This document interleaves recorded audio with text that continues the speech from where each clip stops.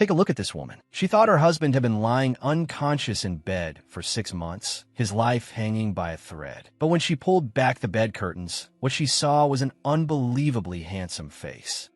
And a body too irresistible to ignore. But could this really be the husband who had been in a coma for 6 months? In truth, the heroine had somehow transmigrated into the world of a novel. Not only did she inherit the original owner's memories, she also got her beauty. Alice never expected that on her very first day after transmigrating, she would be threatened by her husband's stepmother and told to personally kill her own son. Lady Quillian is the senior madam of the Dyerla ducal house, while the heroine, Alice, is the young Duchess of House Dyerla. Though Alice was a noble woman, she was not wealthy. Her only truly happy memory was being held in her mother's arms as a child. Caught between an older brother who was the heir and a sickly younger sister, she lived a quiet life of constant compromise and endurance. Then she was sold off to the ducal family and married into it. Alice suddenly remembered a novel about a wife who, under her mother-in-law's orders, killed her own husband. But since it was a fantasy romance, that woman, Alice, was merely a minor side character who only briefly appeared in the synopsis. Alice also realized that if she killed her husband just like in the story, he would truly die. There was no way she could let something like that happen. She had finally met a peerless, handsome man. How could she possibly let him die? It would be a waste not to at least appreciate him a little. Now that she had transmigrated into another world, there was no way she was going to use poison to kill her husband. So a sleepless Alice sat in front of her handsome husband, grumbling about the unfairness of their fates. At dawn, Alice jolted awake from a nightmare. When she opened her eyes, her wandering hand had already slipped inside her husband's clothes, and she was enthusiastically feeling him up. Kalis, Dyerla had collapsed because of poison from his stepmother, but he was originally a highly capable young duke. Soon after, Alice was led by a maid to stand before the stepmother. Alice bowed respectfully, only to be met with contempt. At that moment, the doctor Lady Quillian had been eagerly waiting for also appeared. His name was Helkin. On the surface, he was a physician, but in secret, he was a bizarre genius who specialized in poisons. It was under Lady Quillian's orders that he made the colorless, odorless poison. By then, Alice had already come up with a plan. Helkin told Lady Quillian that within 3 months, this poison would cause the victim's organs to begin rotting, leaving no trace behind. So even if an autopsy were performed later, no one would know. Lady Quillian thought 3 months was a bit troublesome, because her son Edelm still had to wait until he was 16. Before His Majesty would approve his inheritance of the title. So Helkin, taking her anxiety into account, prepared a sleeping drug. Lady Quillian could first let Kalis inherit the dukedom, then transfer the title to her own son once he came of age. That way, the vassals would have nothing to object to. Helkin also said that with careful control of the sleeping poison, it could be stretched out for 6 months. So the task of administering the poison was handed to Alice. Helkin later sought her out in private to tell her the proper dosage.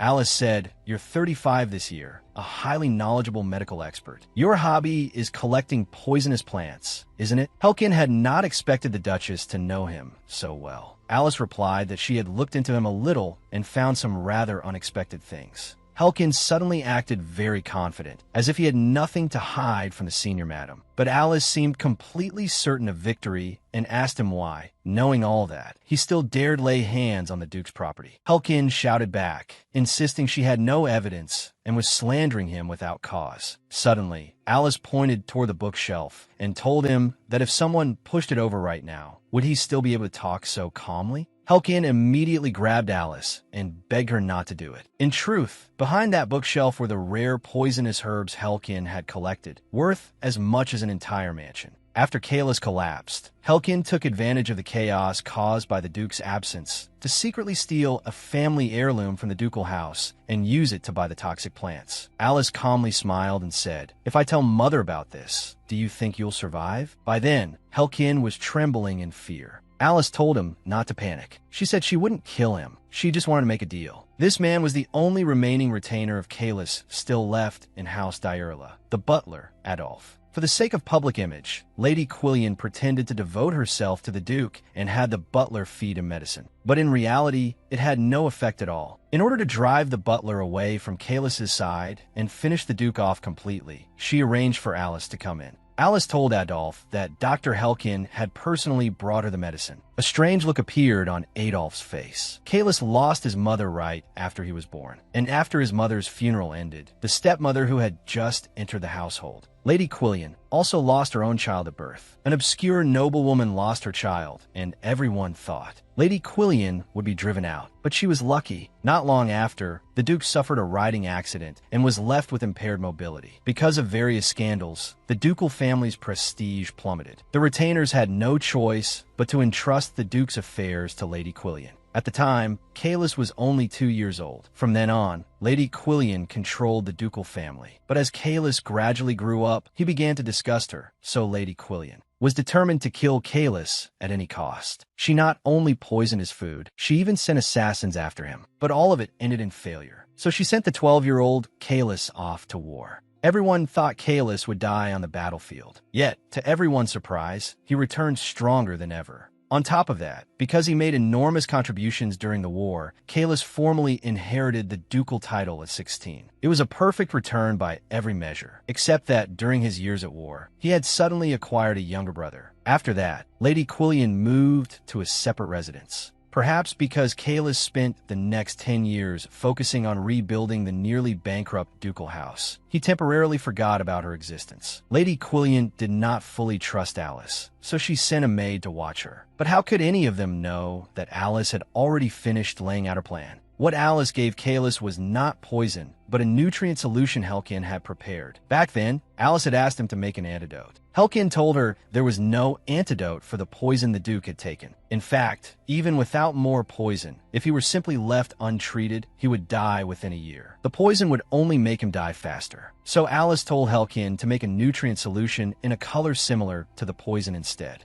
Alice truly wanted to save him, but she had already done all she could. Even so, she sighed, he was so handsome, yet destined to die young. What a waste. At that moment, Alice noticed a severe wound on his hand. When she saw the festering injury on his arm, she felt a pang of sympathy. Suddenly, a dazzling light appeared in her hand, and she realized the wound on his arm had already healed by nearly half. Alice then remembered that this healing light was holy power. But the original Alice was not supposed to have that kind of ability. Could this be some reward for transmigrating? There was no time to think about that now. She placed her hand on Kalis's arm again, focusing only on making the wound heal. This time, the wound closed completely. Alice sighed that heaven at least had some conscience. Then she stopped lingering and left his room. Deep within Kalis's consciousness, he was still being devoured by the poison. When he was almost unable to hold on any longer within that space of consciousness, a beam of light appeared. He knew it was the light of hope. "Wake up, Kalis." When he finally came to, he only felt terribly uncomfortable all over. Perhaps he had been lying there too long, so he decided to sneak out for a bit. It was then that Kalis noticed the wound on his arm had miraculously healed. That was a black magic wound Kalis had received in war. Neither holy power nor magic had any effect on it, so it should never have healed. On top of that, after lying down for so long, he had assumed it must have rotted badly. He never expected that one sleep would heal it. Kalis decided that the most important thing right now was to find out what the current situation was. Taking advantage of the dead of night, Kalis went to find Adolphe. When Adolphe saw the Duke awake, he trembled with excitement. Adolphe then explained the current state of the family. The senior madam had driven the aide and the knight commander out of the ducal house. Adolphe explained that the Duke had been unconscious for 6 months, and the servants of the ducal house had all become the senior madam's people. There was also a man named Helkin, who had become the ducal physician. And on top of that, you got married. Kalis was stunned. Meanwhile, Alice learned that Sienna Myrtah was coming. Sienna was only supposed to appear after the Duke's death in the original story, yet she had already entered the stage. That meant the original plotline had become distorted. Sienna Myrtah was the heroine of this novel. Sienna Myrtah had originally rushed to the capital only after hearing the news of her cousin Kalis's death. Although his death seemed suspicious, Kalis's funeral was conducted quickly because the Duchess had already been put on trial. for poisoning the Duke, but Sienna Myrtah believed there had to be someone else behind the Duke's death. Naturally, she grew suspicious of her cousin's stepmother, Lady Quillian, and began investigating. However, before she could find evidence linking Lady Quillian to it, House Diurla was completely erased from the Empire overnight due to the schemes of the true mastermind. Furious over the destruction of the Diurla ducal house, Sienna Myrtah searched everywhere for the scattered retainers in order to restore the family's honor. By chance, she treated the unfortunate third prince, who had collapsed by the roadside, and just like that, the Baron's daughter and the prince fell in love. Their story ended happily, but the original novel had many plot holes. The problem was that only those two got a happy ending. In the final arc, many of the side characters who had helped the protagonists all died, so Alice had absolutely no desire to get involved with them. She only wanted to escape the ducal house and live quietly. Kalis told Adolf to keep his regained consciousness a secret for the time being.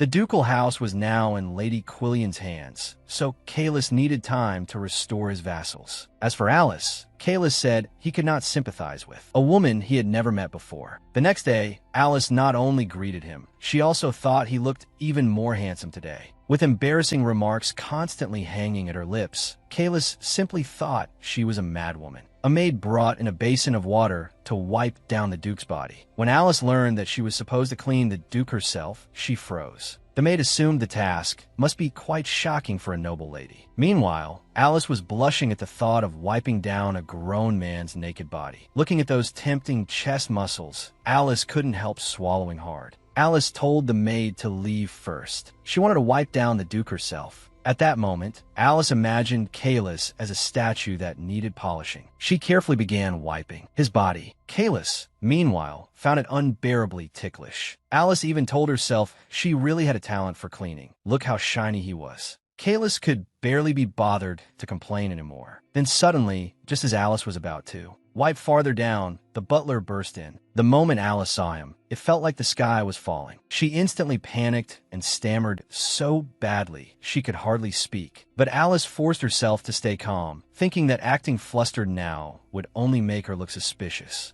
She scolded him for barging in without knocking. Adolf hurriedly apologized. Alice felt her intimidation had worked. Then she asked why he had come in such panic. Adolf said he had heard that the Duchess was doing his servant's work, so he rushed over. Alice said she could understand his surprise. Adolf thanked her for understanding and asked if she would allow him to take over. If she did not trust him, she could stand nearby and supervise. Alice felt like she had been granted a reprieve. She told the butler that the Duke might feel more comfortable if he handled it, then hurriedly fled the room. When Kalis saw that everyone had finally left, he felt that pretending to be asleep was truly exhausting. In Kalis's eyes, Alice was like a woman who had been sold, thrown into the ducal house, and forced to deal with Lady Quillian on top of that. He had assumed she would be timid and fearful, but instead she turned out to be a strange woman. The reason Lady Quillian received the news that Miss Myrtah was coming to the capital was because Kalis had someone make Baron Myrtah send a letter calling his daughter to the capital. That would divert Lady Quillian's attention and also allow him to get help from Sienna. Kalis planned to begin his formal move once Sienna arrived. He also told Adolf to bring Helkin to him. He wanted to see the man personally. Soon, Sienna Myrtah appeared in the capital, beautiful as a splendid rose. Alice thought she was even more beautiful than the novel had described. Sienna ignored Lady Quillian and walked straight up to Alice to greet her. Alice thought, why is she trying to get me killed the moment she arrives? Possessed by a fierce survival instinct, Alice scolded her for greeting in the wrong order. She should first greet the elder of the ducal house, the senior madam. Does Baron Myrtah's house not even know that much etiquette? Sienna had no choice but to apologize to Lady Quillian. But Lady Quillian already seemed displeased by Sienna's earlier behavior. Before that, Alice had asked Helkin, didn't you say last time that the Duke's condition could absolutely not improve? Could holy power perhaps relieve pain or heal his wounds? Helkin said that was impossible too. The Duke was in a state from which he could never awaken. No treatment would work. Alice couldn't understand how his wounds had healed. If not by holy power, then how? For now, she could only continue feeding the Duke his medicine. Halfway through feeding him, Alice told Helkin to drink the rest. She wanted to confirm whether it was really a nutrient tonic or poison. Helkin drank it down without hesitation and sincerely declared that he could never betray her. Seeing nothing suspicious about him, Alice was reassured. Not long after, Adolf came to find Helkin. Helkin said, "Hasn't the Duke already been given his medicine?" Adolf bowed toward the Duke, lying in bed. Then Helkin saw Kalis suddenly sit up in bed. He immediately dropped to his knees, thinking this couldn't be real. Kalis said that just seeing him do nothing had frightened Helkin so much. "Since a madman like you has nothing useful to say, should I just kill you now? You're the one who made the poison to kill me, aren't you?" Helkin explained that he had only followed the senior madam's orders and had not even known who the poison was meant for at first. Kalis thought that might be true, but the fact remained, he had still swallowed poison made by Helkin. Adol said that since Helkin had made the poison, he should know the treatment method too, so they ought to see what he could do first. After a moment's thought, Kalis decided to spare him for now. Then he asked when the Duchess had started administering the medicine. Helkin told him it began 4 days ago. Kalis remembered that he had awakened 4 days ago as well. Was that medicine really only a nutrient solution? Helkin explained that it was simply a tonic with no medicinal effect, used in place of the poison. Kalis couldn't understand. Wasn't Alice the woman planted in the ducal house through Lady Quillian's hands? Why would she disobey her orders? He couldn't tell what she was planning, but he knew his awakening had something to do with Alice. Kalis told Helkin to examine his physical condition. As Helkin checked him, a shocked expression appeared on his face. He said that although the poison had not been fully removed, it had weakened to a point where treatment was now completely possible. "If you're truly useful, then you can make the antidote, right?" Helkin said he could finish it in a few days. Kalis warned him to keep his awakening secret from the Duchess, and from Lady Quillian as well. "If word gets out, I'll tell Lady Quillian you're a double agent. Whether it's by her hand or mine, you'll die." Meanwhile, Alice had originally wanted to avoid the heroine, Sienna, but instead she was dragged out for a walk with Sienna, saying she wanted to grow closer to her. Alice knew perfectly well that those words weren't sincere, though Sienna was righteous and kind, that only extended to her own people. Alice knew very well how merciless Sienna could be toward enemies, especially for someone like herself, practically one of Lady Quillian's subordinates. There was no way Sienna could truly like her. She figured Sienna probably wanted to extract information about Lady Quillian from her, or perhaps use her to set some sort of trap. So Alice quickly played along, saying, "I'm truly happy to hear you say that, my lady. Actually, I felt terribly guilty about speaking so harshly to you yesterday, just because I had to watch Mother's mood." Sienna told her not to blame herself. Yesterday, Sienna herself had been too rash. Sienna thought Alice seemed kind-hearted and said she hoped they could chat like this often.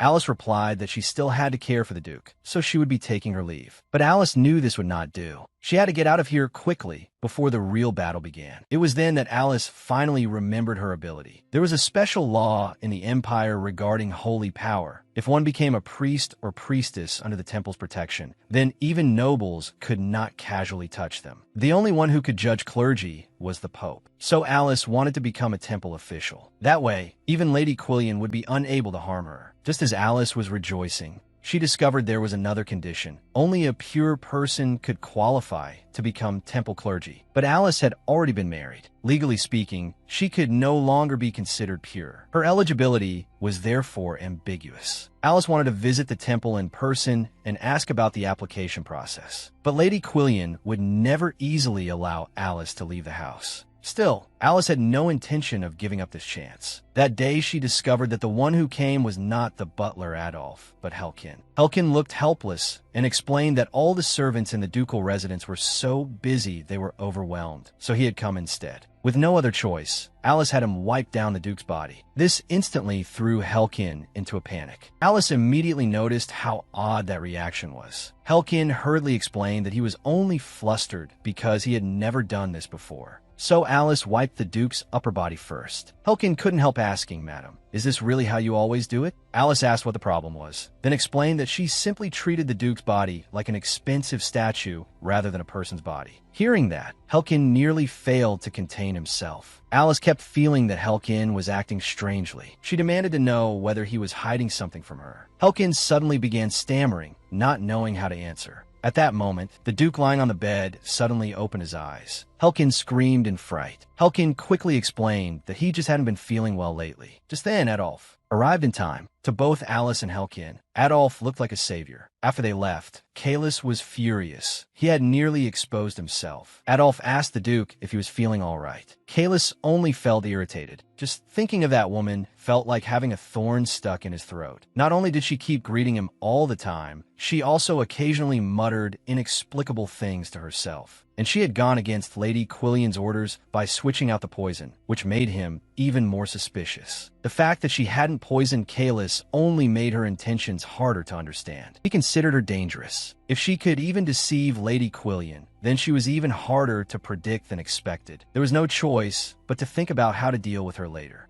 After learning that his cousin Sienna had arrived at the estate, he decided to have Adolf notify her to come to his room before dawn. When Sienna saw her awakened cousin, tears filled her eyes. Kalis was relieved to see his cousin again as well. He hoped she could lend him a hand now. Sienna was full of fighting spirit at the thought of helping her cousin. The first task Kalis gave Sienna was to go to the temple. At that moment, the three women were chatting and laughing in the garden. But beneath the surface, it was a fierce clash between Lady Quillian and Sienna. Sienna seemed like a hawk soaring high, while Lady Quillian seemed like a fox curled up with no chance of winning. In a scene like that, Alice felt like a completely unnecessary presence. She was nothing like Sienna, the kind of heroine who could stomp around high society and slap side characters in the face. Rather than that, Alice was more concerned with how to get to the temple. Then suddenly, one remark from Sienna about going out gave Alice hope, and the destination was the temple. Inside, Kalis had told her to find an excuse to leave the ducal house, then go to Roy Street in the slums. There was an inn there called Morningstar. She was to show this to the owner, James, and say she was looking for someone named Tesselai.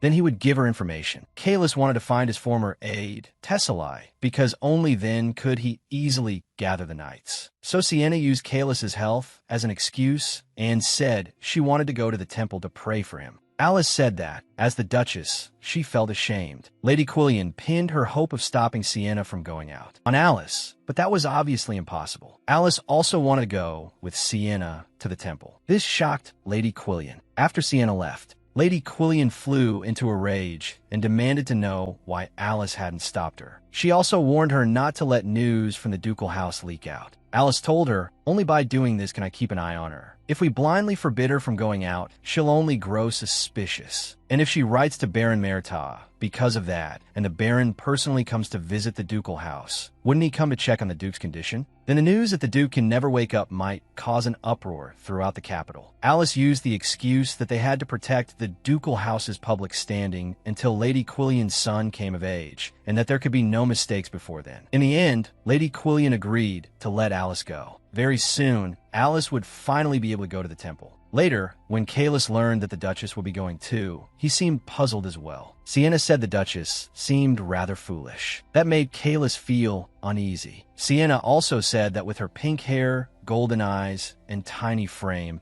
she was like a little puppy constantly watching Lady Quillian's expression. But in Kalis's view, Alice was not just observant. She had also deceived both Lady Quillian and Helkian. He suspected she might be hiding her true purpose in front of Sienna as well. Kalis warned her that even if Alice looked foolish, they still had to be cautious just in case. To figure out that woman's true intentions, he wanted Adolf's help. The next morning, Adolf thought Alice had been working too hard, so he wiped down the Duke's body ahead of time. This left Alice puzzled. She assumed it was simply something Lady Quillian had ordered. Adolf explained that the senior madam would not know and told her to rest properly during this time. After Adolf left, Alice felt a little disappointed. She realized she had begun to feel differently about the Duke. Alice thought, could it be because I'm someone who is about to leave this house? So I can't keep thinking about you anymore. When Kalis learned that her goal was actually to leave this place, he couldn't help feeling somewhat ashamed. Having just arrived, Alice rode in a carriage straight out of a novel for the first time and was extremely excited. Sienna hadn't expected her to be in such a good mood. Alice explained that she hadn't been out in a long time, so she had told Mother she wanted to go out with Sienna. A temple official told them that special prayer services were prepared for nobles. Unlike commoners, nobles donated enormous sums to the temple, and the higher their rank, the better the treatment. Sienna used that to request a private prayer session. saying she wanted to pray with a sincere heart and full concentration. Though Alice remembered Lady Quillian's instructions, there was no way she would let that woman get her wish. Alice wanted to handle her own business alone as well. So after entering the prayer room, Alice discovered a book about holy power. This book had been written by the first great pope, Nestor Ropel. Holy power was a blessing from God, but not everyone possessed the same kind of holy power. Just as every mage's magical energy differs, the holy power granted to clergy varies according to divine will. Someone who can warm the body or heal minor wounds is a low-ranking cleric. Someone who can heal severe external wounds could be called a high-ranking cleric, but someone who can instantly heal wounds or treat internal injuries is rare even among high-ranking clergy. Alice had not expected that even among high priests or priestesses, she would count as an exceptionally rare case. After thinking it over, Alice decided that having ability was nice, but if she became too powerful, then there would be burdensome duties and responsibilities, plus endless socializing with nobles. That would go against her plan for a free life. Alice decided it might be best to hide her true level of power and live quietly. Just then, a junior cleric brought Alice a cup of tea. A junior cleric was much closer to what Alice had imagined for herself, but she still couldn't help asking whether anyone had ever married and then become clergy. The cleric told her there was currently no such precedent, but then he remembered a married lady who developed holy power and had once become clergy.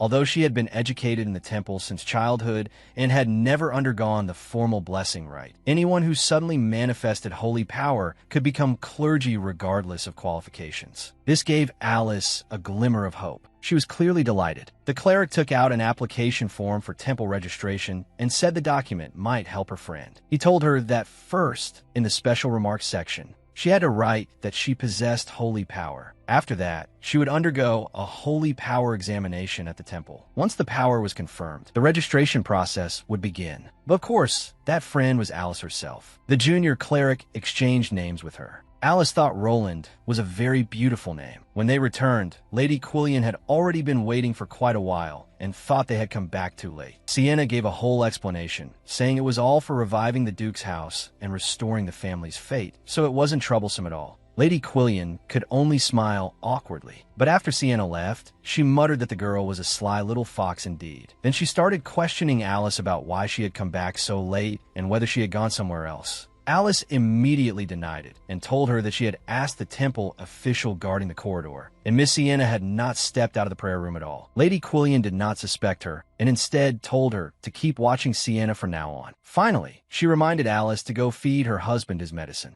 Naturally, Alice agreed outwardly, while in reality, she fed Kalis nutrient tonic instead. But what Alice didn't know was that the slip of paper in her pocket had accidentally fallen out. This time, Alice could only bitterly admit that there was nothing she could do and then left the room. That night, Kalis looked conflicted. He noticed that this time the woman had not even greeted him. She had left while muttering about leaving. That night, Helkin brought out the antidote he had made and handed it to Kalis, but then pulled it back again. Kalis thought Helkin was messing with him. Helkin explained that the detoxification process would be excruciatingly painful. Although he had mixed painkillers into the nutrient tonic Kalis had just taken, it still might not help much. Kalis snatched the antidote away. In his eyes, pain didn't matter. What mattered was that he did not want to keep living in darkness. Later that night, Alice wandered around with an oil lamp, searching for something. She had finally realized that her temple registration application was missing. She reasoned that Lady Quillian had been very quiet, so it probably hadn't fallen into her hands. That left only one possibility: the Duke's room. Sure enough, she found a fallen slip of paper there. Just as she picked it up, Kalis on the bed let out a pained groan. Alice, standing beside him, didn't know what to do for a moment. So in the middle of the night, she dragged Helkin over and demanded to know what was happening to the Duke. Helkin said the sleeping poison in the Duke's body was spreading. Alice, however, thought Helkin must have secretly tampered with something.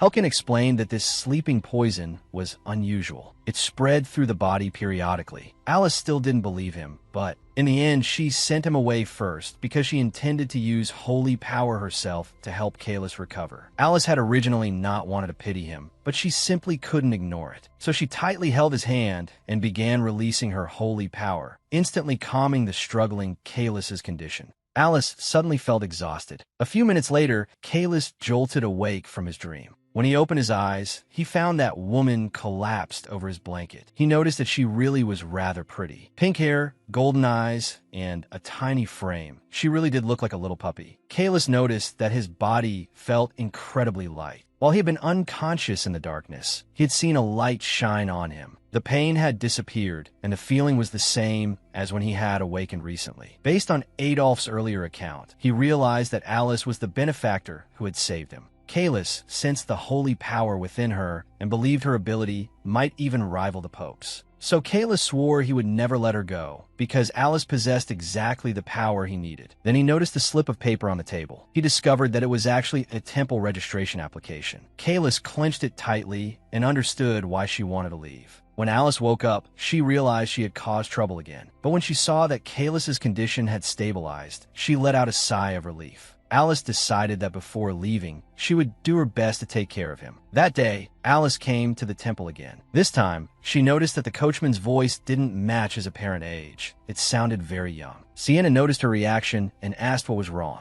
Alice explained that the weather was nice today, so she was just in a good mood. After Alice left, Sienna turned back and exchanged several meaningful glances with the coachman. It seemed his identity was anything but ordinary. When Alice arrived at the prayer chamber, she discovered that holy power was not only healing power, it could also become a form of self-defense. This made Alice feel that her future was looking bright. Later, the cleric Roland led Alice to the part of the temple regularly open to care for commoners. This man was Prion, a high-ranking cleric of common birth. In a novel, he was described as someone who reformed the temple with powerful holy power and a mind as calm as the Tao itself. But that time when Lady Quillian prayed, it made Prion. He despised her because, when she came to pray, she once bumped into a commoner and then immediately took the life of the person who had run into her. Even though High Priest Prion was furious, the court sided with the nobles. The discord between the two was famous not only in the temple, but also in high society, which made Alice more cautious. If Quillian learned Alice's secret, she would definitely do everything in her power to get rid of her. According to the temple's laws, not everyone with a sacred calendar mark must become a priest. Considering all of this, rather than directly submitting an application, it would be better to get Prion on her side and ask for his help. Because Alice was Quillian's daughter-in-law, Prion did not welcome her at first. But after seeing her persistently come to the temple these past few days and do good deeds, his opinion of her began to change. Meanwhile, the coachman following Sienna was actually Kalis in disguise. The four of them had begun planning something today, and the man with the short hair was the aide Tessali.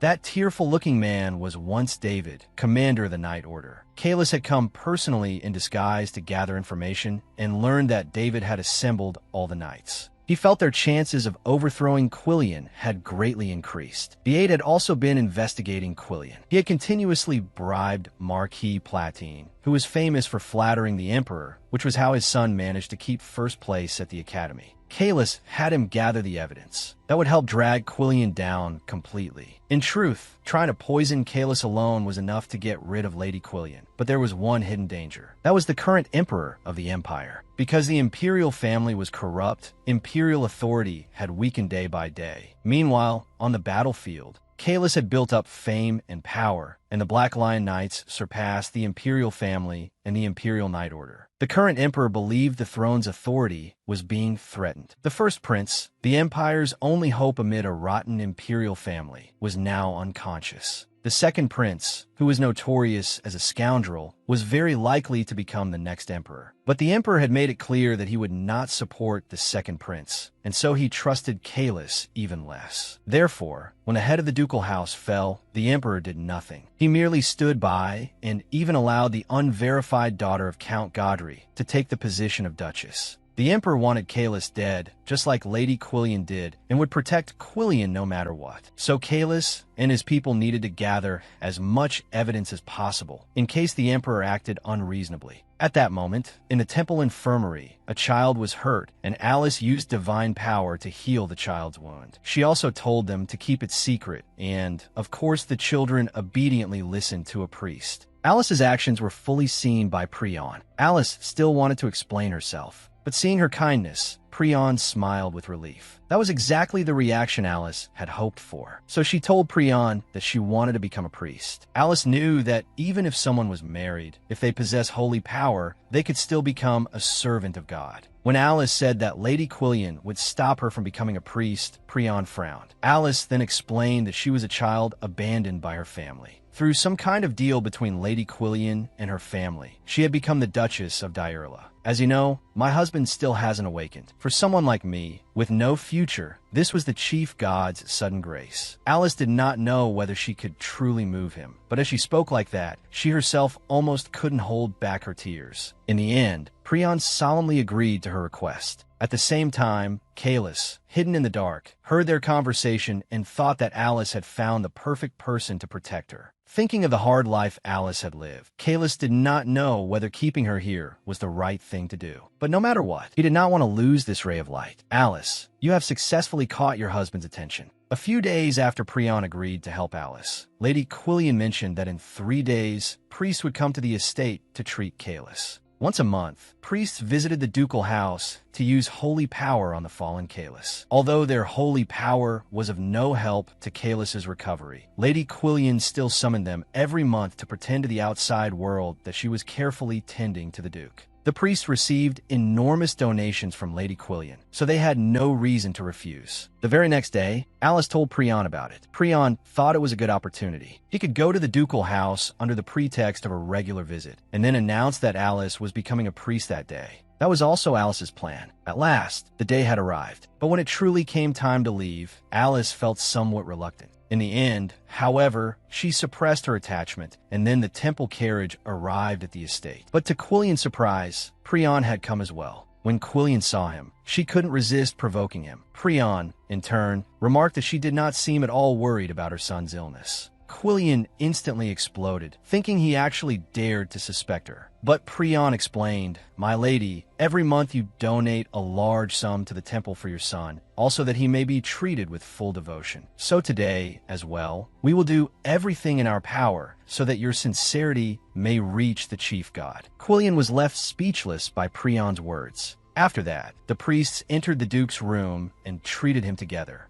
Aside from Prion, all the other priests had been bought by Quillian. When the treatment was over, Prion told them that they had come for another purpose as well, to take away a new priest. Taking the opportunity, Alice stepped forward and declared her determination to become one. Alice's words made Quillian's head spin. Alice then explained that, by becoming a priest, she would pray for the Duke's and his mother's safety for the rest of her life. Seeing that she dared defy her orders, Quillian flew into a rage and warned her not to become a priest, or she would make sure she died horribly. Prion stood in front of Alice. That only made Quillian even angrier, and she insisted this was her house. But Prion said that if the Duchess wished to become a priest, then it was no longer merely a matter of the ducal house. Alice had not expected Quillian to react so strongly and feared that if this continued, Prion would bear unnecessary responsibility. Alice explained that she herself had asked High Priest Prion for help. She said the Duke had shown no improvement, so she wanted to become a priest and pray for the House of Diurla.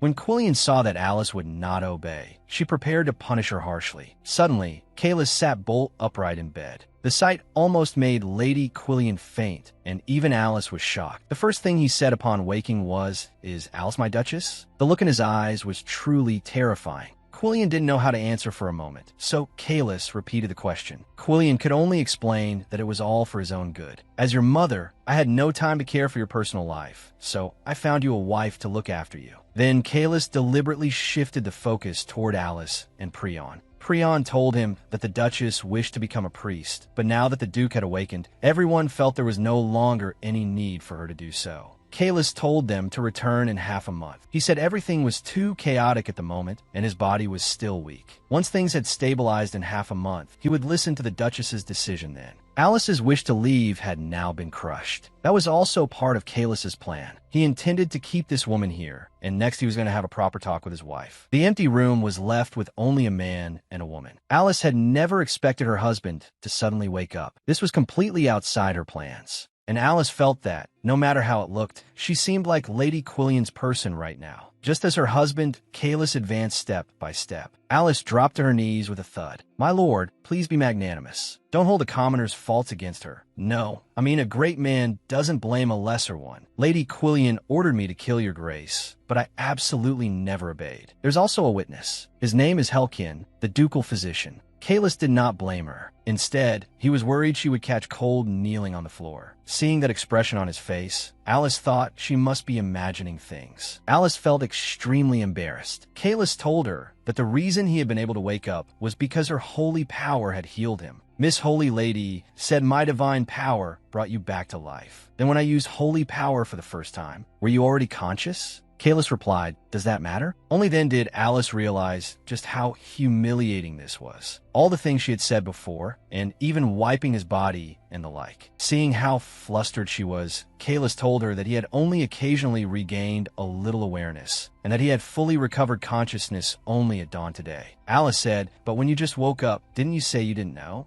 Kalis seriously replied that it was all because of her. Healing holy power was very rare. At present, the only person with that level of ability was probably High Priest Prion, a candidate for the next pope. Kalis told her that under those circumstances, if such a promising new talent suddenly appeared, the priests would never let her go. It was said that even among the high priests, internal rivalry was severe, so there would be those who praised Alice and those who opposed her. Then Alice would be dragged into a power struggle and might even become a sacrifice. So Kalis hoped she would stay by his side and not become a priest. Alice firmly refused his request. Seeing he could not keep her that way, Kalis told her that if she stayed, whether it was money or power, he would give her anything she wanted. "If you don't like money or power, then even my body is yours." Although that was very tempting, something in her instincts told her she absolutely could not agree. Alice tactfully said that if she stayed by the Duke's side, Lady Quillian would never spare her. Kalis told her not to worry, because Lady Quillian would soon be driven out of the ducal house. Alice said, "In that case, I'm your savior, so let me become a priest." But Kalis still refused. Helpless, Alice said, "I don't understand. You're already alive, so there's no reason for me to stay here anymore." But Kalis did not want to let her go so easily. He told her he had not fully recovered yet. "You pull me out of a hellish darkness, so you have to take responsibility." Alice was left speechless. Then she asked him whether, if she still wanted to become a priest after half a month, he would help conceal her holy power. Kalis swore on his life that he would never let her be in danger. That night, Alice truly went to find Helkin to confirm whether Kalis's body had fully recovered. Alice found his room in a terrible state. If she had guessed correctly, it had to be Lady Quillian's doing. Helkin could only brush the dust off himself and say that being alive was enough. Alice felt that he looked rather pitiful. Knowing that he had not exposed the matter, she also felt he was not bad to the core. Alice stated the reason for her visit. She wanted to know the Duke's physical condition. Helkin said that although he still needed time to recover, he would get better soon. "But as for me, my own life is no longer guaranteed." So he told Alice that if she had no other business, she should go back and rest. Alice advised him that if he wanted to live, he had to abandon the senior madam first and tell the Duke the whole truth. That was his only way out. Before leaving, Alice patted him on the shoulder, hoping he would take her words to heart. Helkin had never expected that one day someone would care about him too. When Sienna learned that it was the Duchess who had saved her brother, she could hardly believe it. Kalis told her that Alice's holy power was strong enough to save lives, so it was best to keep silent about it. Sienna asked, then from the very beginning, did the Duchess have nothing to do with Lady Quillian? Kalis told her that the Duchess had never had anything to do with Quillian from the very start, and that his sister should simply avoid alarming the enemy. Adolf asked his master whether he would return to work immediately. Kalis felt that if he returned right away, they would probably use his illness to stop him. "Once my people come back, I'll go to the palace first." That evening, Helkin was summoned by Kalis, who asked what he and the Duchess had talked about that night. Helkin said it was nothing much, only that she was worried about him and gave him some advice. But from Kalis's point of view, it sounded like Helkin was boasting, saying, "The young Duchess came all the way over at night because she was worried about me." Kalis coldly said, "It seems you and the Duchess are rather close." Helkin hastily explained that the Duchess had only come to ask about the Duke's physical condition. Only then did Kalis stop nitpicking. In fact, the reason he had summoned him was that he would be going to the palace in a week and wanted Helkin to examine a poison patient there.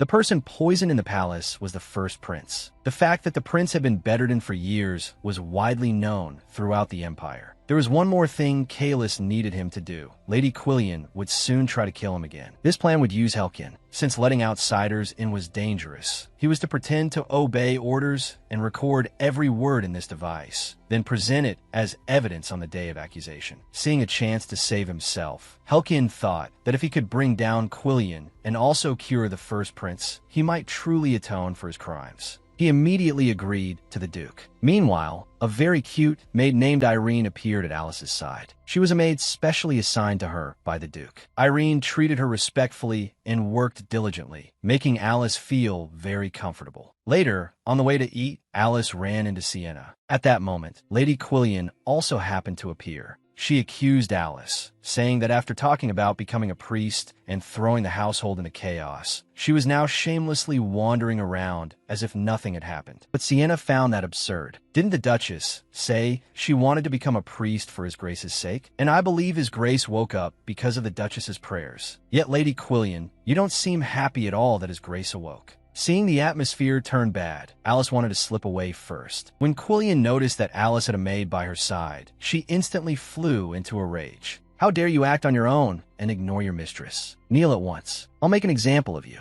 Alice shielded Irene behind her. Lady Quillian demanded, Alice, are you defying my orders? Alice replied that Irene had only been doing her duty. Punishing Irene for that was unreasonable. Sienna also felt that Lady Quillian's behavior was unbecoming. Seeing the two of them contradict her, Quillian wanted to teach Alice a lesson. Just then, there was a sharp smack, and Lady Quillian looked stunned. It turned out Sienna had stepped in front of Alice. Sienna merely touched the wound and told Quillian that no matter how angry she was, she should not strike people herself. It was a matter of noble dignity. At that moment, the Duke's butler also appeared. Seeing him, Quillian did not want to alert anyone and said she was merely disciplining the household. Before leaving, she warned Alice not to challenge her authority again, then slunk away. Alice was very worried about Sienna's wound. She lamented that such a beautiful face had been injured by that madwoman and that it must have hurt terribly. Seeing Alice so flustered, Sienna couldn't help but laugh. If the Duchess had hit you, you might have been sent flying. You look so small and soft, like a rabbit. Alice asked Sienna to come with her somewhere to talk. Alice quietly used holy power to heal Sienna's injury. Sienna was very grateful to Alice, because thanks to her prayers, her brother had regained consciousness. Alice noticed that the Duke seemed to be keeping the true strength of her holy power secret. So Sienna hoped that for the time being, she and Alice could get along well. Alice only smiled awkwardly and said that was fine. Alice knew that in the original story, there were not many people who got close to Sienna and survived. Lady Quillian, meanwhile, was furious. Kalis had been awake only one day and had already climbed over her head. The head maid told her to calm down. Quillian said that every time she thought about Alice stabbing her in the back, she wanted to cut off her head. Whether it was Merta or Kalis, both were protecting Alice. The head maid said that the Duke believed he had awakened because of the young Duchess's prayers. Since the Duke was not wary of the young Duchess, they should seize control of her again and use her to monitor the Duke. And doesn't my lady already know the young Duchess's weakness? Those words reminded Quillian of something. Count Godry was Alice's father. As long as it was her father, she would be like a puppet. Back then, Alice had not resisted even once before getting into the carriage headed for the ducal house. Quillian decided to personally send a letter reminding her father. She believed that would make Alice much more obedient. A week later, after learning of the matter, her father immediately began berating Alice. Her mother told her, "Have you forgotten that it is Lady Quillian who supports our Count's house? And this is how you repay that kindness?" Her father ordered her to kneel at once and beg Lady Quillian for forgiveness. Alice did not understand why, when she had done nothing wrong, she had to bow and scrape before others. Where father saw her talking back, he prepared to threaten her. Alice told them, "Wasn't the favor my brother received the price of selling me to the ducal house?" Her words stunned her parents. "You knew perfectly well what Lady Quillian wanted me to do, yet you still sold me to the ducal house." Her father told her to lower her voice and said that the only way to survive was to obey Lady Quillian's orders forever. "You're not planning to abandon your family, are you?" Alice found that laughable. It was clearly her parents who had abandoned her, yet they were saying that she was the one abandoning them. She hoped that that after her mother and the others went back, they would never meet again. But her brother rebuked her. How dare you act up toward your family? Kneel at once. Suddenly, memories of Alice's childhood surfaced in the heroine's mind. She felt that Alice's brother was complete trash. Alice mocked him. A useless failure who can only depend on his parents' dares to spout nonsense in front of me? Her brother, seeing that, wanted to teach Alice a lesson just like before. Then, with a bang, the Duke made a dazzling entrance. Kalis saw that his wife had not been hurt, but also realized there was always trash around her, ruining his mood. Was it you trash just now, trying to lay a hand on my Duchess? A man without even a title dares to touch the Duchess of Diurla? By then, her brother's legs had already gone weak with fear. Kalis looked at him and asked how this trash should be dealt with. They had sold off their daughter and not even offered a single apology. To avenge Alice, the heroine made a decision that went against all propriety. She drove her own family out and forbade them from ever stepping into the Diurla ducal house again. Although Alice was grateful to him, she still did not plan to stay in the ducal house because of this. Kalis said he had not helped her in order to be repaid. My lady, Alice did not understand. Why do you keep calling me my lady? Kalis replied, didn't I say so just now? That's your title, and as your husband, shouldn't I call my wife my lady? Seeing that she was getting shy, Kalis stopped teasing her. But aside from that, he felt such a punishment was too light and said that with a single raised hand, he could destroy them all. Alice didn't want anyone's life taken and felt this was enough. Suddenly, Kalis took Alice's hand and kissed it, telling her she just needed to rest well now. Alice's heart started pounding from the sudden turn of events, and she hurried away. Adolphe could tell that his master seemed interested in the young Duchess. In Kalis's childhood, he had watched his mother nearly collapse for love. In the name of righteous love, his father had ruined many lives. Kalis, however, was the complete opposite of them. He believed those feelings were fleeting and hollow, so he had resolved never to love. But in Kalis's eyes, Alice was his savior. If he could not even give this much sincerity to the person who saved him, could he still be called human? Adolphe could say nothing more and thought he had spoken too much. In truth, what Kalis said was not the whole truth. He knew clearly that whenever he saw Alice, his heart became extremely restless. The next day, Quillian learned that the Duke had gone to the palace and angrily berated the maids for not reporting it sooner. Great, now everyone knows the Duke is awake. But the head maid reminded her whether she had forgotten that there was still one trump card left to play. On the other side, before leaving, the Duke worried that Alice would not eat enough, so he had the maids attentively care for her. Kalis brought Helkin with him to the palace. He greeted the Emperor as he had before, but the Emperor was not happy at all. With such a sharp and capable man at his side, the Emperor had long since lost his composure. Kalis thanked the Emperor for ignoring all the formal procedures and allowing his marriage, so that he had been able to wake under the careful care of his Duchess. Kalis had not expected that the Emperor would not only ignore the Empire's greatest ducal house, but also stand by and do nothing while Lady Quillian took control of it. That was almost the same as abandoning it, but it was no wonder. All of it was because the Emperor feared that I coveted the royal family's power. He would probably remain wary of me until I died. But no matter what, the reason Kalis came today was to reclaim his position as military commander. The moment the Emperor heard that, he panicked and said it was not that he did not want to return it, but that the post was currently held by Count Bell, so he could not suddenly replace him like that. Someone beside the Emperor offered a delaying tactic, suggesting that the proposal be discussed at next month's regular meeting. Kalis readily agreed. The second reason he had come today was that he wanted to see His Highness, the First Prince. Elsewhere, after eating too much, Alice wanted to go for a walk. She discovered there was even a separate annex on the estate grounds, though it felt rather eerie. She had meant to go back, but then spotted one of Lady Quillian's maids in the distance. Alice felt it would be bad if she were seen, so she decided to hide in the annex. Then she discovered another person had arrived too. The man said he wanted to go inside as well. Hearing that they were coming in, Alice panicked. The woman told him that place is where the former Duchess lived when she died. Do you know how scared I was when I accompanied the senior madam there? Another maid even said she saw a ghost there. I absolutely won't go in. Alice realized that this annex was where Kalis's mother had lived. The woman handed the man a note. The man said, "Isn't this the place that sells poison?" He then added, "The Duke is already awake. If anything goes wrong this time, we'll all die." The woman reminded him, "Have you forgotten that after the Duke collapsed, you fed him poison several times? The senior madam is already facing the danger of being thrown out. If that happens, we'll really die." The man had no choice but to compromise and asked how he was supposed to poison the Duke under such tight guard. The woman told him not to worry. "As long as you bring it back, once Dr. Helkin checks the medicine, he'll know what to do. Bring it within 2 days, because in 3 days it will be young Master Edelm's return." Neither of them knew that Alice had heard every detail of their vile plan. The Empire had 3 princes in total. The first prince, Clichino, was the son of the late Empress. The second prince, Axion, was the son of the current Empress, while the third prince had been born from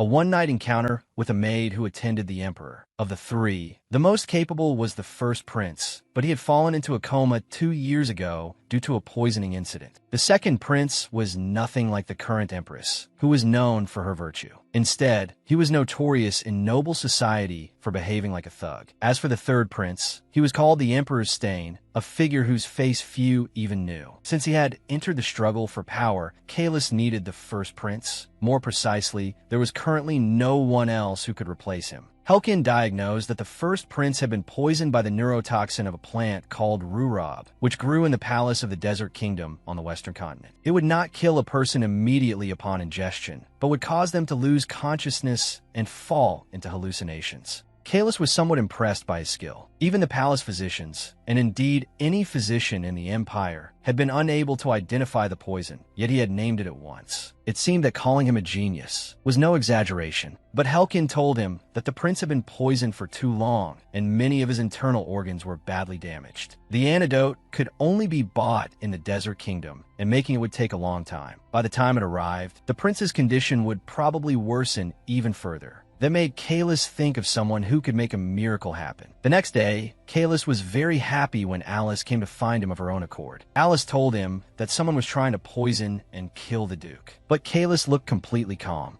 That left Alice at a loss, so she carefully described some of the details she had overheard them discussing. But Kalis merely gave a casual thank you, and then asked her whether she had thought about his earlier question. Alice hesitated for a moment, remembering how she had been so worried about all this last night that she could not sleep. Yet he was being so indifferent. In Kalis's eyes, those assassination attempts were all under his control. But Alice was not like him. The more she thought about it, the angrier she became. "You kept me up all night worrying, and you're still this calm?" So she turned and walked away. Coldly, she told Kalis that her answer was still the same. She wanted to become a priest. There was nothing more to say. Kalis realized he had messed up, but he did not know what exactly he had done wrong. So he told Adolphe about it, explaining that he had already known about this plan because he himself had set the stage for Lady Quillian to carry it out. Adolphe thought that while that might be true, the young Duchess did not know the inside story. So she had probably misunderstood and thought his Grace had not listened seriously to what she said. Only then did Kalis realize that he had ignored Alice's feelings and failed to consider how she felt. So he wrote a letter of apology, told Adolphe to deliver it to her, and instructed him to bring some desserts his wife liked. Adolphe could hardly believe his master had personally written an apology letter. 2 days later, Kalis's half-brother Edelm arrived at the ducal estate. But the dinner banquet was held as usual, which made Alice somewhat worried, even though she had received Kalis's apology letter. Faced with his resolute gaze, she could only choose to trust him. At the banquet, Quillian asked Alice why she was sitting there alone with such a gloomy face. "You really have no sense at all." But Alice simply ignored Lady Quillian, leaving Quillian seething.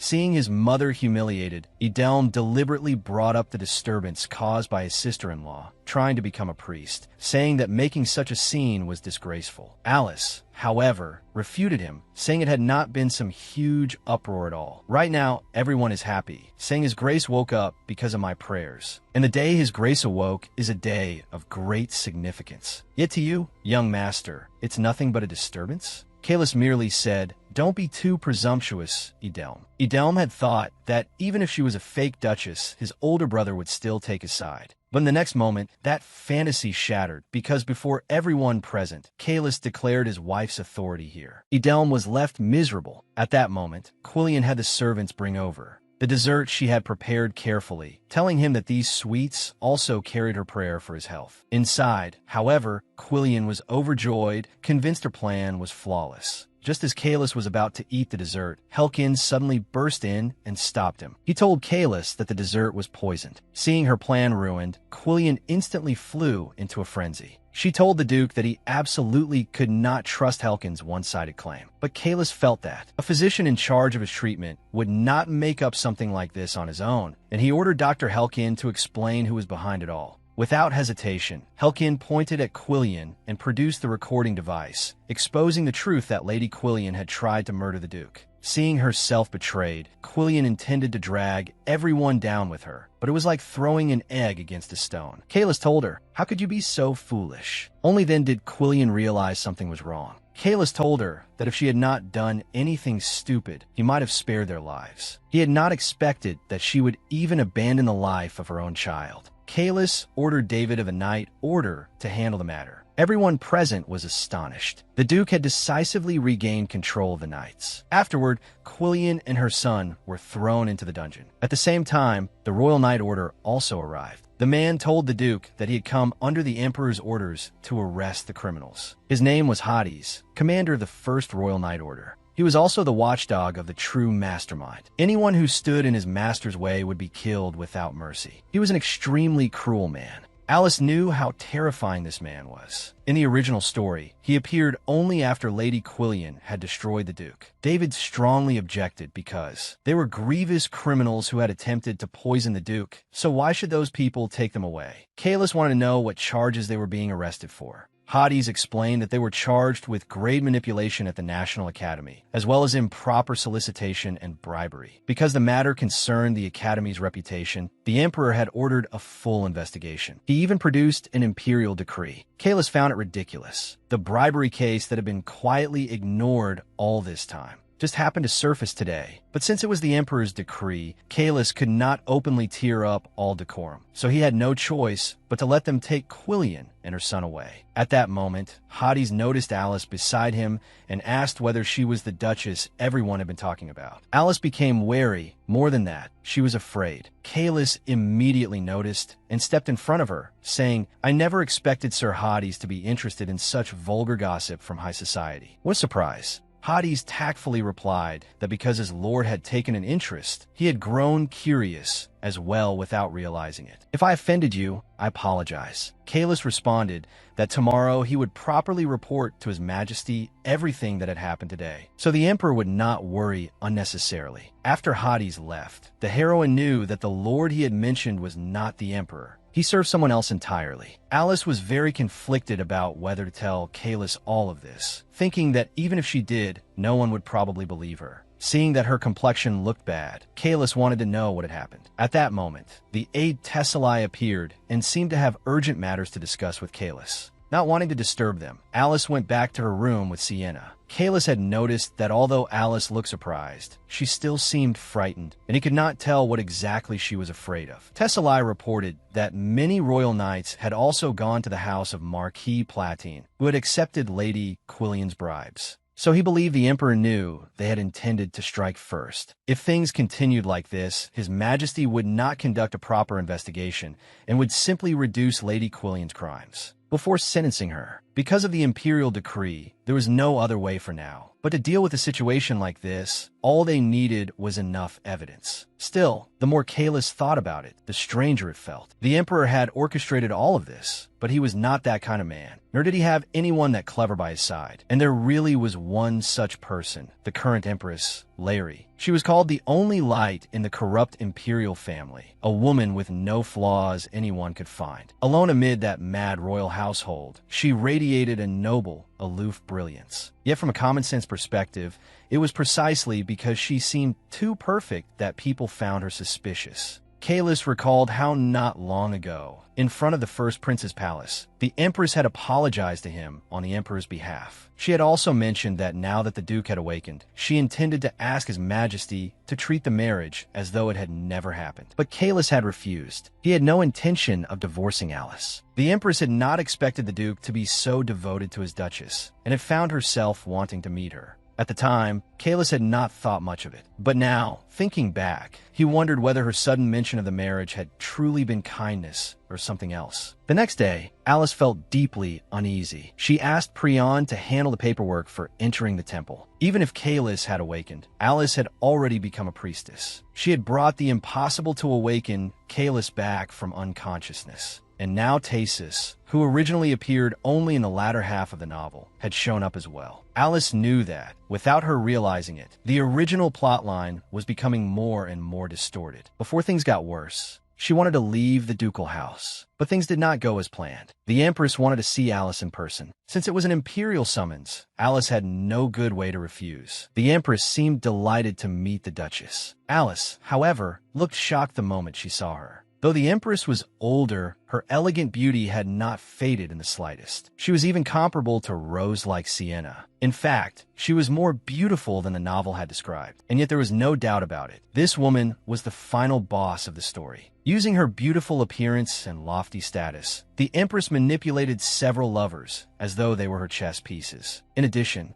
to make her own son emperor, she had murdered many people. The first victims were the former empress and the first prince. Next came Kalis, who had openly declared that he would not support the second prince. After that, the faction supporting the third prince, along with Sienna Merta's close aides, was also wiped out. Her ultimate goal was to place her son on the throne and thereby seize control of the entire empire herself. Alice panicked. If anything went wrong here, she might never walk out of the Empress's palace alive. A chill shot up her spine, and cold sweat broke out all over her body. The Empress already knew that it was Alice who had used holy power to drag Duke Diurla back from death's door. What Alice had thought was a perfectly hidden secret had been under the Empress's gaze the entire time. Alice forced herself to stay calm. I do possess holy power, but that little bit of power is nowhere near enough to save a life. Only power on the level of a pope could bring someone back from the brink of death, could it not? At first, I thought so too. A knowing smile curled at the Empress's lips. But the Duke protected you with everything he had. That made me certain that you possess a power too great to be ignored. Alice's heart sank. She knew the woman had an ulterior motive, so she simply asked directly, "What does your Majesty want me to do?" The Empress stopped speaking in circles and replied bluntly, "I can help you ascend to the position of Pope. In return, you will help me place the second prince on the throne." Alice stiffened. The Empire had worshipped the god Helios for generations, and the temple and imperial family had always remained strictly separate. The imperial house had no authority to interfere in the appointment of a pope. This was one of the temple's iron laws.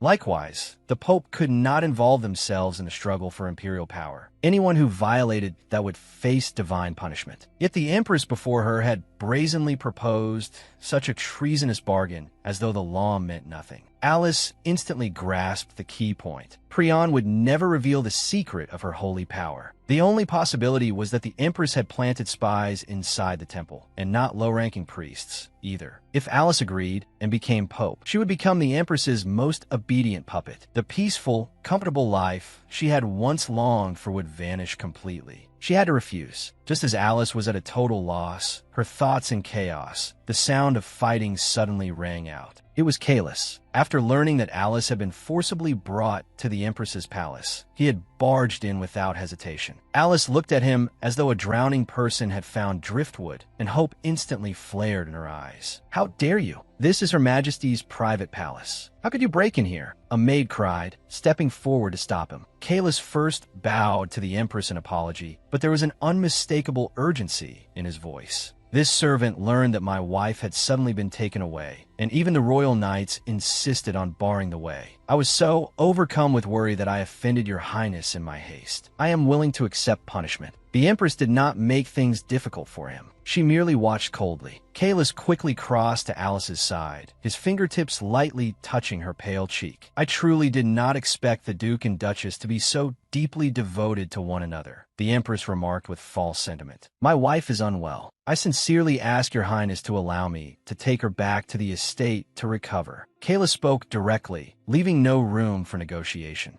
Alice was overjoyed inside. As long as she could leave this place, she would have time to think carefully. But just before she departed, the Empress suddenly called out to her, a strange look in her eyes. "Did you not enjoy our conversation today, Duchess?" Alice responded tactfully, neither servile nor arrogant. "I am mediocre and lacking in talent. I am not worthy of remaining often at your Majesty's side, much less laughing and speaking freely with you." The Empress's expression darkened at once, and her voice turned cold. "How unfortunate. I had thought I might finally gain a dear friend after so long." The moment she stepped out of the Empress's palace, Alice finally let out a true sigh of relief, as though she had just walked back from the gates of death. "What did the Empress say to you?" Kalis asked in a low voice. Alice's heart tightened, and she found it hard to answer. The Empress's treasonous words were unsupported by evidence. To accuse her recklessly without proof would only invite death. Besides, the Empress had always cultivated the image of a virtuous and gracious woman. Even if Alice told him, Kalis might not believe her so easily. She raised her eyes to him and asked softly, "You said before that you would grant me one wish. Does that still stand? I want to go somewhere far away from the Empire." Back at the ducal estate, Kalis fell into thought. Alice's reaction had been far too unusual. Why would a woman who could calmly handle even Lady Quillian's malice, and who never showed weakness, fear the Empress so much? He wanted to ask, but feared pressing too hard and making this person he had only just managed to keep by his side suddenly disappear. Left with no choice, Kalis could only send people in secret to investigate what the Empress was truly relying on. At the same time, Alice did not remain idle either. She pulled out paper and pen and frantically sorted through the plot of the original novel, laying out the current situation clearly. The first path: if she refused the Empress, death was certain. The temple had long since been infiltrated by the Empress. Even what Alice had believed to be a safe haven was full of traps. In the entire empire now, there was only one truly safe place: the Diurla ducal estate. More precisely, only by staying by Kalis's side could she survive. Alice sighed helplessly. After all her circling around, she still could not escape fate's arrangement. If that was the case, then she had to change the ending. Kalis could not die. She had to join hands with him and bring down the final villain, the Empress. But how could she reveal the truth to Kalis? In the original work, the Empress's true face was exposed only after the third prince and Sienna returned from subjugating monsters. Her attempted assassination of the third prince left traces behind, and only then was she unmasked. But by that time, everything would be far too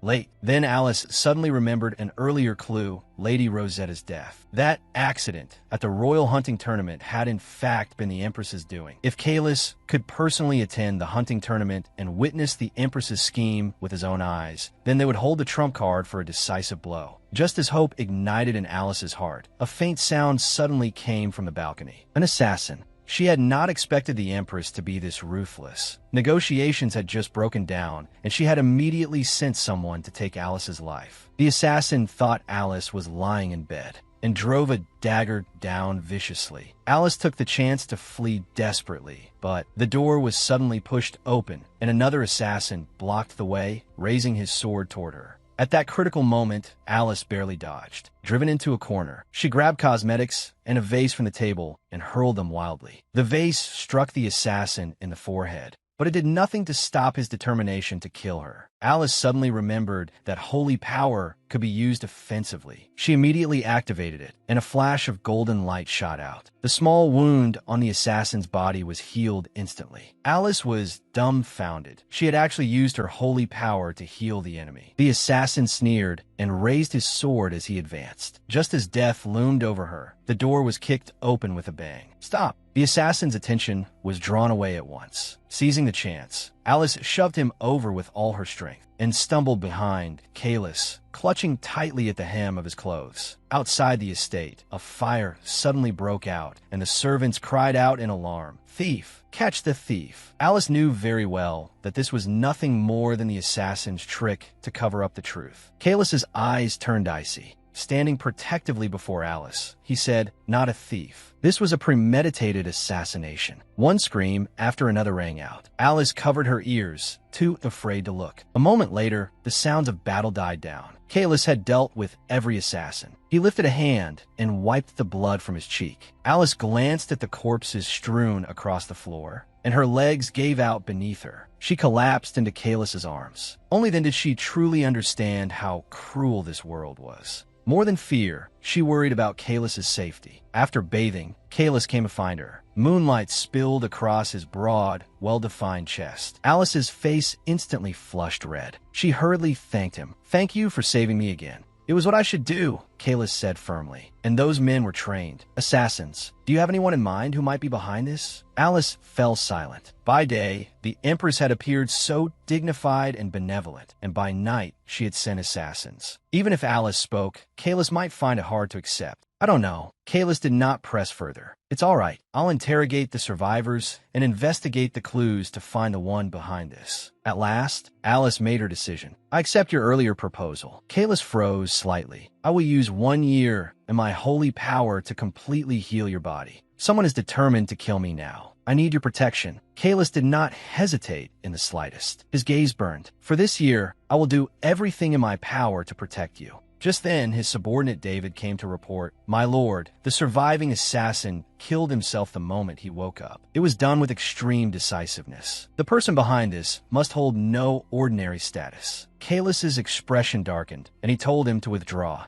Kalis also told Alice to get some rest. But the thought of the corpses in her room sent chills all through her. She pleaded with the Duke to let her stay there. "I can sleep on the sofa." Surprise flashed in Kalis's eyes. Then he replied helplessly, "If I let you sleep on the sofa, I wouldn't be able to sleep either. I can sleep anywhere. I don't want to trouble you." Before she could finish, Kalis suddenly stood up and swept her into his arms. "Rather than try and talk you out of it, it's faster to carry you over directly." Kalis gave a low laugh. "Sleep well tonight." He even thoughtfully tucked the blanket over her. Alice had never expected him to go this far. Lying obediently on the soft bed, she soon fell peacefully asleep. Seeing how soundly she slept, Kalis thought with faint disbelief that she truly had no guard up at all. Kalis sat by the bedside, quietly watching her defenseless sleeping face, lost in thought. In the past, he had always guarded his family and his power, putting himself first above all else. Never had he trembled out of fear of losing someone. But when Alice fell into danger, the anger and fear surging in his heart had already surpassed even his desire for her holy power. He did not care about power anymore. He only cared whether she was safe. So that was it. Before he had even realized it, he had fallen in love with the woman who had suddenly entered his life. No matter how many times she tried to run away, he would never let go this time. Even if it cost him his life, he would protect this girl he treasured more than anything. He swore that this time, even if he had to give his life, he would protect the girl he loved most. The next morning, Alice received a letter from Prion. At the temple, he had learned about what happened at the ducal estate and had written at once out of concern. Today was also the day she had to formally give her answer about whether she would serve as a priestess.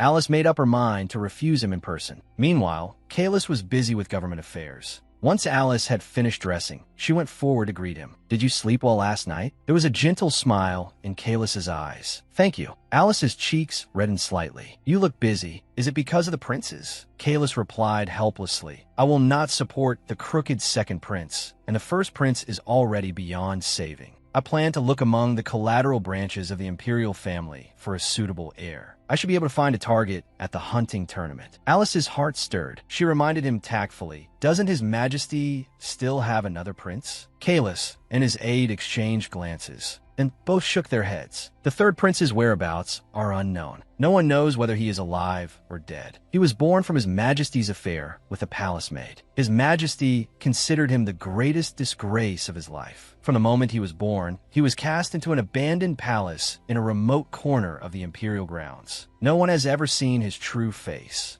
Alice secretly made up her mind to create an opportunity for Kalis and the third prince to meet. She then said, "I need to go to the temple. I need to decline the priesthood appointment. I'll be back soon. I'll go with you." Kalis immediately put aside the official documents in his hands. Alice gave him a helpless look. He had just said he was busy with state affairs, yet now he was going to follow her. "Are you that worried about me?" Soon the carriage arrived at the temple. There, Alice met the priest Roland. The moment Roland saw Kalis beside her, he was startled. "This is Duke Diurla." Kalis naturally drew Alice into his arms, his tone carrying a possessiveness that was hard to miss. "It seems this priest is quite close to my wife." Instantly, envious gazes gathered from all around them. Feeling a little uncomfortable, Alice said softly, "I'm going to see the high priest. Please wait somewhere else for me." When she met Priyan, Alice spoke with some guilt and declined the priesthood appointment. Priyan was not angry. Instead, he said gently, "I know that before, you wish to enter the temple in order to avoid Lady Quillian's mistreatment. As long as you are safe now, that is enough." Alice was enveloped by his gentle, saintly aura. Then she turned serious. "Priyan, there's someone high up in the temple colluding with the imperial family." Priyan's expression changed. "That is a secret dangerous enough to cost lives." "I know, but everything I'm saying is true." Alice's voice was firm. "The Empress tempted me to become Pope precisely to block you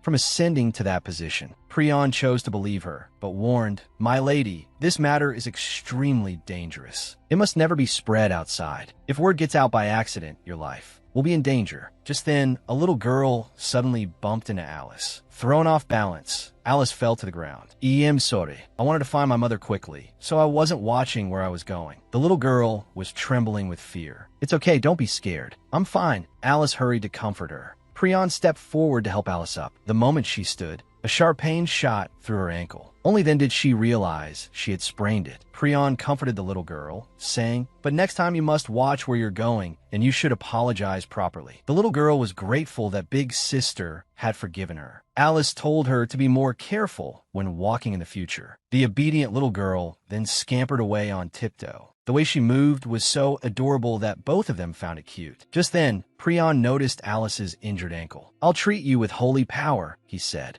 Alice said it was fine and that she could heal herself, but Priyan told her that holy power could only be used on others, not on oneself. Holy light enveloped her ankle, and the warm power soothed the pain away. Alice had just thanked him when the heel of her shoe suddenly snapped. Left with no other choice, Priyan reached out to support her. "Let me help you out. Take your hand off her." A cold voice rang out abruptly. Kalis had appeared at some point not far away, his dark eyes fixed on Priyan's hand. Priyan explained that he only wanted to escort the Duchess out because her heel had broken and meant nothing else by it. Afraid of a misunderstanding, Alice hurriedly explained, "I was hurt just now, and thanks to High Priest Priyan, I was healed." Kalis spoke urgently. "You were hurt? Was it serious?" "It's already healed, Duke. There's no need to worry." Even after Priyan left, Kalis still looked displeased. The next second, he bent down and once again scooped Alice into his arms. There was an oddly proud note in his tone. "This isn't the first time, so don't be surprised." He carried her straight out of the temple in full view of everyone, as if announcing to all that the woman in his arms was his wife. A satisfied smile rose at the corner of Kalis's mouth. Alice, on the other hand, was so embarrassed she wished she could disappear into the ground. Flustered, she struggled and asked him to put her down. Kalis only found her fussing adorable. Just then, David hurried over with dreadful news. Lady Quillian and young Master Edelm had committed suicide. Their bodies, along with a dagger and a will, had been delivered to the estate by Sir Hades. Hades' voice was cold and mocking. The sinners slit their own throats with a dagger. Even at the end, they wore faintly absurd smiles. Alice understood at once. This was no suicide at all. It was the Empress silencing them. Kalis understood as well. To drive me away for not supporting the second prince. I had thought Edelm would be used in the struggle over the ducal succession, but they knew too many secrets, so the one behind this discarded them like abandoned pieces. Kalis glanced toward Alice and discovered that she, too, was watching intently. David, standing nearby, felt it was a pity. We were only one step away from finding the person behind it through those clues. Kalis asked, "How is Tessalai's investigation into the Empress progressing?" Tessalai replied that there had been no movement at all. "Keep a close watch on Hades' every move. The truth must be hidden behind him," Kalis ordered in a deep voice. The last shred of familial affection he had for that cruel stepmother and younger brother disappeared completely. The next day, the ducal estate underwent a sweeping purge. Kalis dealt with every maid and servant involved in the poisoning and removed all of Lady Quillian's remaining influence from the estate. At the same time, a new guard appeared, Sir Lloyd, vice captain of the Night Order, who was assigned to protect Alice closely at all times.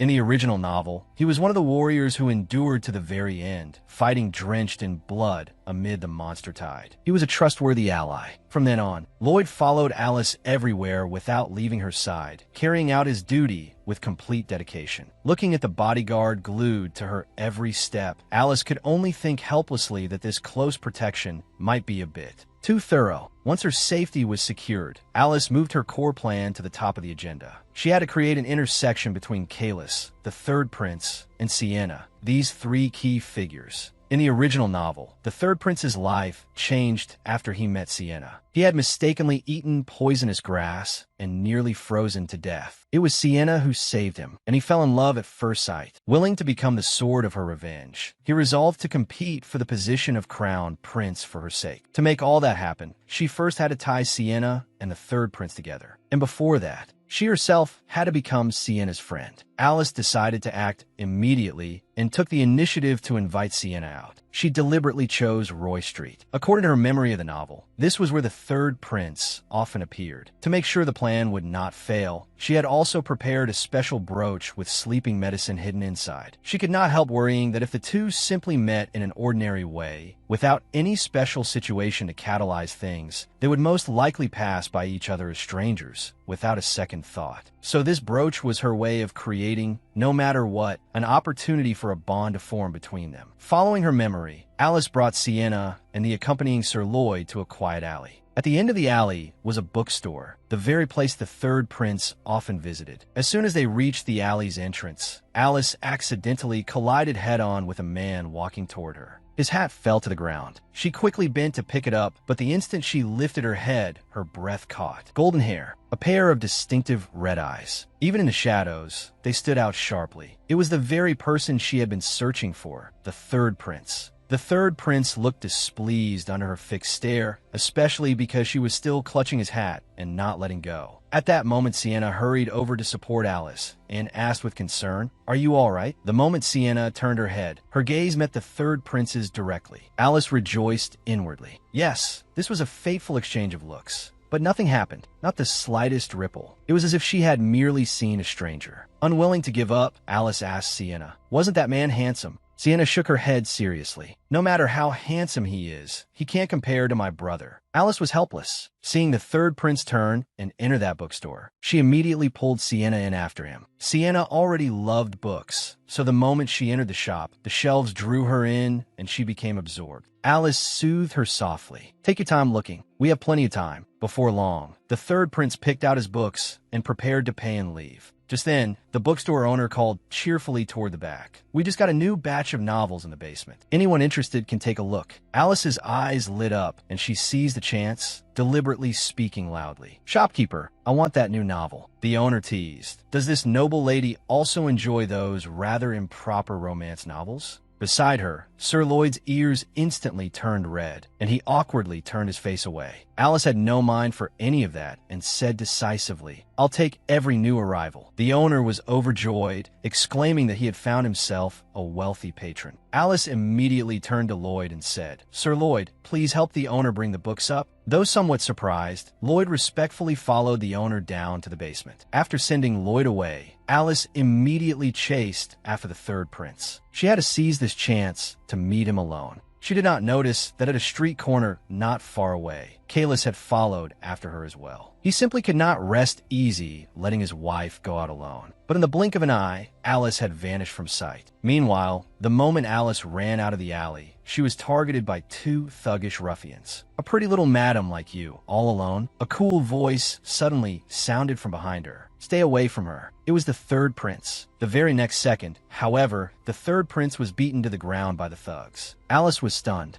Wasn't he a spirit contractor? Why was he hiding his abilities? Seeing their nuisance taken care of, the thugs moved in to have their fun with the lady. Alice had no time to think. She had already removed the brooch and gripped it in her hand. Pretending to be frightened, she lured the lead thug closer. Just as he reached out to grab her, she suddenly drove the brooch into his palm. The thug felt a wave of dizziness. His vision went black, and he fell straight to the ground, fast asleep. The other thug flew into a rage at the sight and charged at Alice, smacking the brooch from her hand. At that critical moment, the third prince, who had been lying on the ground, suddenly surged to his feet and threw himself with all his strength at the thug, slamming him hard onto the ground. The thug's head hit first with a dull thud. and he too passed out. Alice hurried over, only to find the third prince collapsed motionless on the ground. Carefully, she helped him up and saw that his injuries were even more serious than she had thought. What an idiot. He went this far just to hide his identity. Alice scratched her head helplessly. Soft golden light bloomed at her fingertips as she used holy power to heal him. The third prince was a fire spirit contractor. Spirit contractors were people who had formed pacts with spirits of nature. Besides fire, there were spirits of water, wind, trees, and more. Depending on the rank of the spirit they had contracted with, they could use spirit arts apart from ordinary magic. That was the third prince's special ability. Of course, even his power to change the color of his eyes came from spirit arts. On top of that, spirit contractors had long since vanished from the empire. So when the third prince first displayed his abilities, he drew enormous public attention. In the original novel, he only revealed that he was a spirit contractor long after getting to know Sienna. Alice, are you all right? Sienna's anxious voice called from a distance. A moment later, the two of them saw the third prince lying at the mouth of the alley along with the two thugs and were stunned. What happened here? Sienna asked hurriedly. Alice pointed at the unconscious third prince and explained, "He saved me. Those thugs were trying to attack me, and thanks to him stepping in, I was all right." Lloyd looked at the scene with a grim expression, inwardly thinking that this was bad. He would definitely be punished when they got back. "Why did you suddenly run out here?" Sienna asked in confusion. "I just saw a very cute cat and wanted to chase after it. I didn't expect something like this to happen." After a pause, Alice said seriously, "He is my lifesaver. I have to bring him back to the ducal estate and take proper care of him. We'll talk again once he wakes up." Next would be the first meeting between the third prince and Kalis. The encounter destined to change all of their fates was about to begin at the ducal estate.